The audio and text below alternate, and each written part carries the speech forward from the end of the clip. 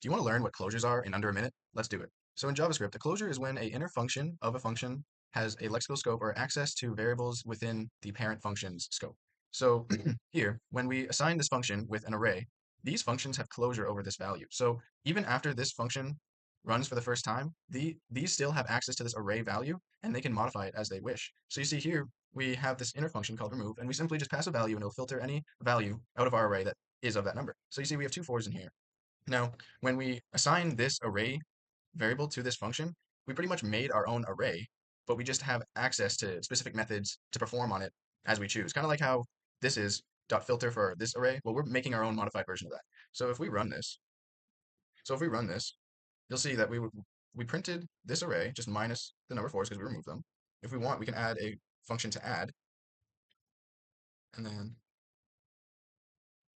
pass in a value here. Then we can say array.add the value 10, and then we will print our array once again. And if we run it, you'll see that we added 10 onto the end of our array.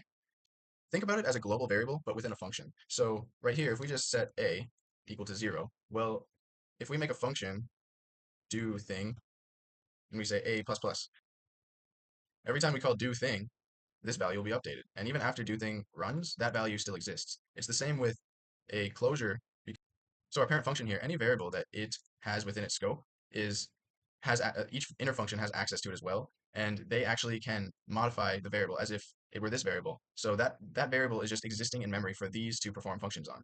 And it's very cool, and it's very useful if you want to build like a framework or just when you're building in a big project and you do a lot of things repetitively to specific items. So yeah, that's a small quick example on how closures work and just the neatness of them.